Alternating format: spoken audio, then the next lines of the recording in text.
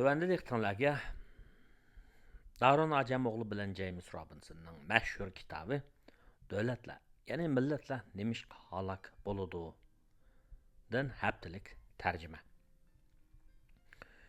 3-cü bab 5-ci paragraf nemişqa daim güllenişni tanlamaydı. Siyasi və iqtisadi müəssisələr axırqı hesabda cəmiyyətin tanlışı olub, ular həmmini öz içine aldığanmı bolalaydı, həm də iqtisadның işini rəğbətləndirdi. Yoki ular talan-taraj xarakterlik bo'lib, iqtisadның işiga tosqunmu boludu.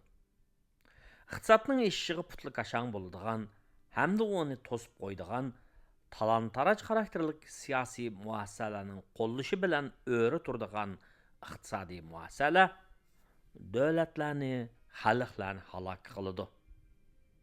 Bu deganlik müəssisələrni tanlash, aniqini aytganda, siyasi müəssisələrni tanlash bizning dövlətlərning muvaffaqiyat qazanışı yoki halak bo'lishning sabablarini tushunishimiz haqidagi izlanishlarimizda muhim o'rin tutadi. Biz insoniyat jamiyatining uzun tarixida ko'p sonli jamiyatlarning siyosatlarining iqtisodiy taraqqiyotga to'sqinlik qiladigan talon-taraj xarakterdagi muassasalarni tasdiq qilganligi hamda hozir shunday qilayotganligini tushunishimiz bilan bir vaqtda nemishqa ba'zi jamiyatlarning siyosatlarining iqtisodiy gullanishni barliqqa keltiradigan, hammani o'z ichiga oladigan muassasalarni paydo qildiganligini tushunishimiz kerak. Qaramoqqa gullanishni qo'lga keltiradigan iqtisodiy muassasalarni barpo qilishga nisbatan hammalar cho'qim qiziqish kerakdek tuyuladi. Puxradan tartib siyosiyongacha va hatto boyliqlarni bulab talaydigan diktatorgacha kimmi o'zining davlatining amalning barcha boy bo'lishini xohlamasin. Endi biz gapni ilgari to'xtalgan Kongo podshohligiga qaytarib kelaylik. Gerçi bu podshohlik 17-asrda vayron bo'lgan bo'lsa-mu, ammo u 1960-yili Belgiya mustamlikasidan ozod bo'lgan zamonaviy davlatni ism bilan ta'minladi. Bir mustaqil siyosiy gavda sifatida 1965-yili bilan 1997-yil oralig'ida Joseph Mobutu hukmronligidagi Kongo uzluksiz turda iqtisodiy chekinib, nomrodlikning patqog'iga cho'kdi. Bu chekinish Joseph Mobutu Laurent Kabila tarafidan ag'darilgandan keyin davomlashdi. Mobutu o'z zamonasida intayin yuqori darajadagi talon-taraj xarakterli iqtisodiy muassasalarni qurib chiqqan edi. Shunga puxralar nomrodlashib, Mobutu va Les Gros Legomos, ya'ni buyuk ko'ktatlar deb atalgan uning gumochtilari haddi hisobsiz beyib ketishgan edi. Mobutu mamlakatning shimolidagi o'zi tug'ilgan yurt Gibadolda o'ziga o'rda salg'izdi va u yerga Yevropaga safar qilishda ishlatish uchun Fransiya havo yo'llari shirkatidan ijaraga olgan Concorde markali aeroplan qo'na oladigan aydurum salg'izdi. Yevropada u qal'alarni setib oldi. Belgiyaning poytaxti Brusselda cho'ng bir zamin ham xo'jador bo'ldi. Mobutuning kongoliklarni nomrodlikka cho'ktirishning o'rniga ularning boylig'ini oshiradigan iqtisodiy muassasalarni ta'sis qilishi uning uchun yaxshiroq bo'lmasmidi? Agar Mobutu Kongo davlatining iqtisodini yuksaltirgan bo'lsa, Concorde markali aeroplanni ijaraga olishning o'rniga setib olgan va texmi ko'p qal'a va dachlarni setib olishga hamda texmi zo'r va kuchli armiyani qurib chiqishga mablag' ajratishga muvaffaq bo'lmasmidi? Afsuski, dunyoning nurg'un mamlakatlaridagi fuqarolar uchun bunday savollarga berilgan javob yo'q. Chunki iqtisodning gullanishini ilgari suradigan iqtisodiy muassasalar iqtisodiy kirim bilan huquqni dal vaqtida jamiyatga kengroq yo'sinda taqsim qiladigan bo'lib, bu Mobutuga o'xshash bulangchi diktatorlar va boshqa siyosiy kuchlarning xususiy manfaatiga ziyonli edi. Bu yerdagi negizlik masala iqtisodiy muassasalar to'g'risida cho'qimla ziddiyat va talash tortishning kelib chiqadiganligida. o'xshamgan masala bir davlatning gullanishi uchun aytganda o'xshamgan natijalarning kelib chiqishidan, ya'ni u xil gullanishning qandoq taqsimlanishi va kimning huquqi ega bo'lishidan derak beradi.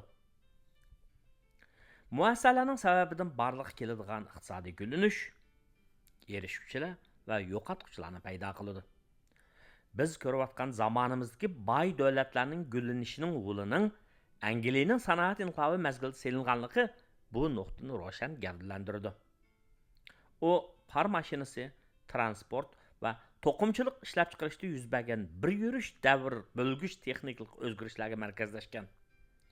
Garchi mexaniklashish umumiy kirimning g'oyat zo'r darajada eshishni keltirib chiqarib, zamonaviy sanoat jamiyatining asosini solgan bo'lsa-mu, ammo bu xil taraqqiyotning rivojlanishiga yana nurg'un kishilar jon jahli bilan qarshi turgan. Bu nadonlik yoki burnining uchini ko'rganlik sababidan emas, balki dal uning aksicha. Afsuski, iqtisodning bu shaklda eshishi qarshi turganlarning o'zgacha logikasi bor. Iqtisodning eshishi bilan texnikalik o'zgarish, buyuk iqtisodshunos Joseph Schumpeter aytgandek, ijodiy vayronchilikni bilib keladi. Ular ko'nining o'rniga yangini dastadi. Yangi sohalar ko'ni sohalardan boylikni tortib ketadi. Yangi texnikalar mavjud mahorat va mashinalarni keraksiz qilib o'tadi.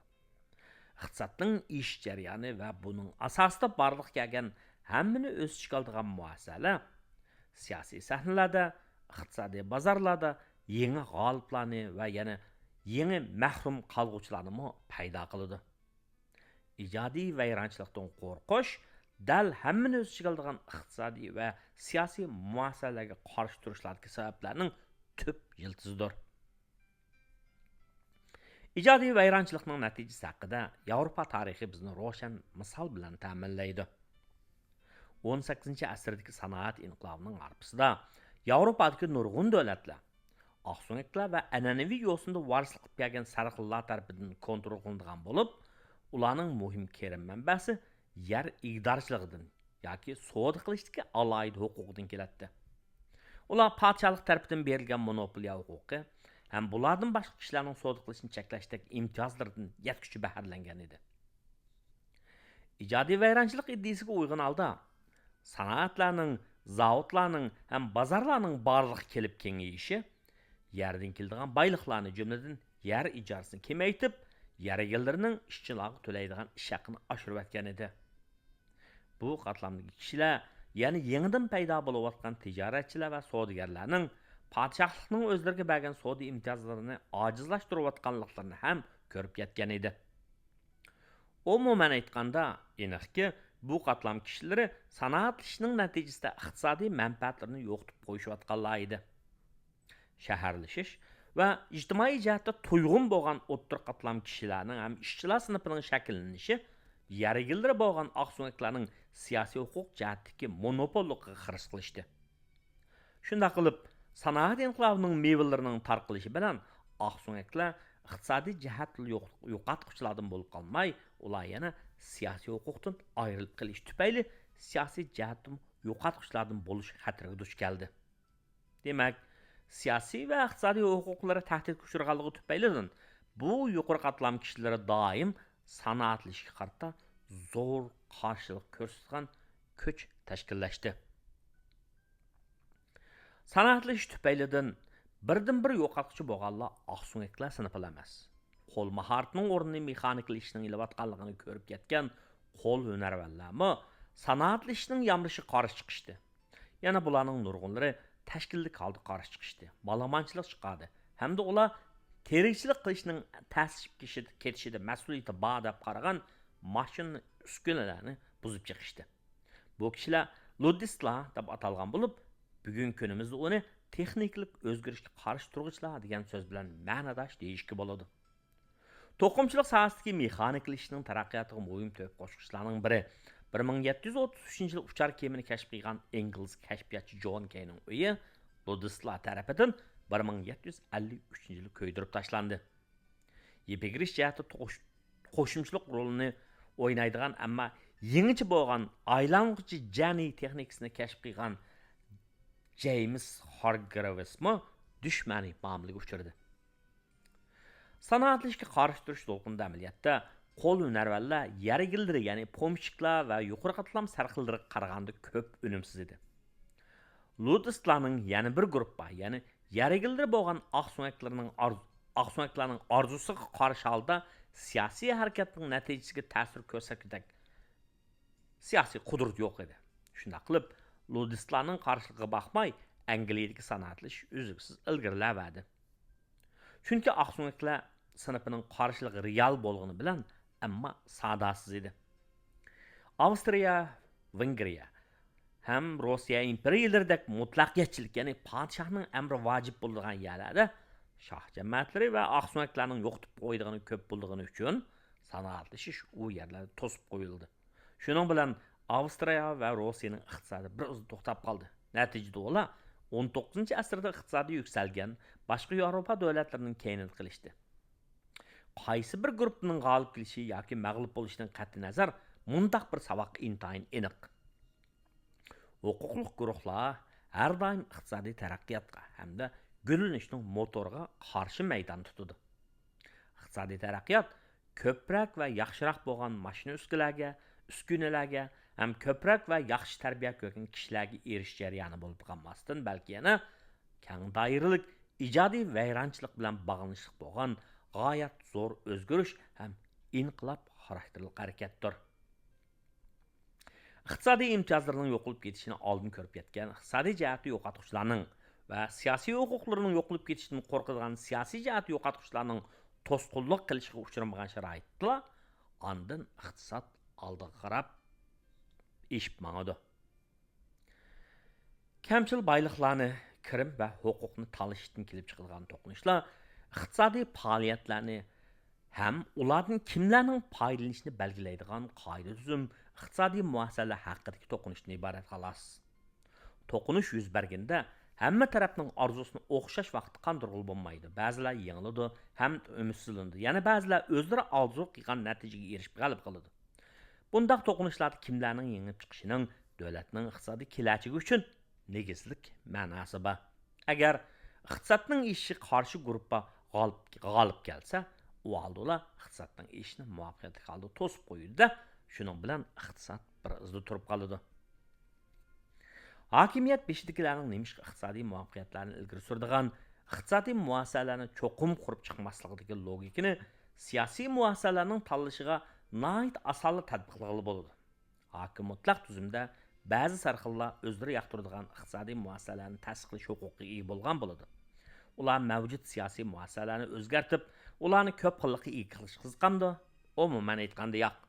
Chunki bunday qilishganda ularning siyosiy huquqi ojizlab, ularning manfaatiga foydali iqtisodiy muassasalarni qurib chiqish qiyinga to'xtaydi va hatto mumkin bo'lmaydi. Mana bu yerda biz to'qinish paydo qiladigan bir manbani bayqaymiz. Talon-taroj xarakterli iqtisodiy muassasalarning ziyonkashlikka uchragan kishilar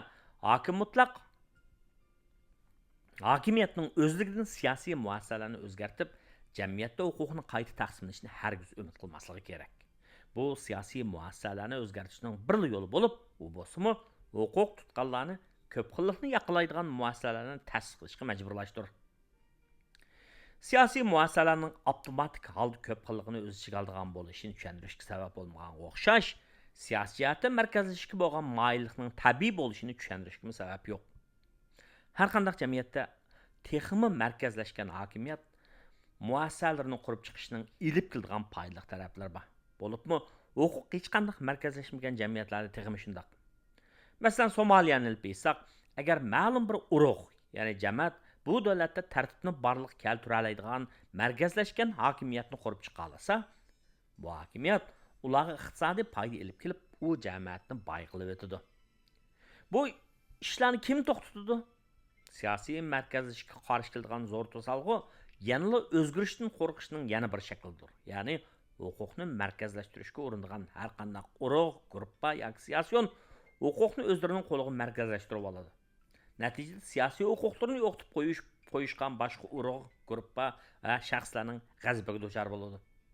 Siyosiy hokimiyatning markazlashmasligi davlat territoriyasining ko'p qismida qonun va tartibning kamchil bo'lishini keltirib chiqarib qolmasdan, yetarli kuchi bo'lgan boshqa guruhlarning ishlarni to'sib qo'yishi yoki buzib qo'yishi hamda ularning qarshi turishi va zo'ravonlik paydo qilishdan qo'rqishmi hokimiyatni markazlashtirish iddiasi bo'lganlarni to'xtatib qo'ydi. Davlat qurish ishida siyosiy jihatdan markazlashtirish faqat bir o'chum kishilar boshqa har qanday kishilarga qaraganda yetarli darajada kuchga ega bo'lgandilar ondan mumkin bo'ladi. Somalida huquq taqsimlanganlikdan hech qanday bir jamoat o'zining irodasini boshqa urug', ya'ni boshqa jamoat a'zolariga tanlamaydi. Shundaq bo'lganlikdan u davlatda siyosiy jihatdagi markazlashtirishning bo'lmasligi uzluksiz davomlashmoqda.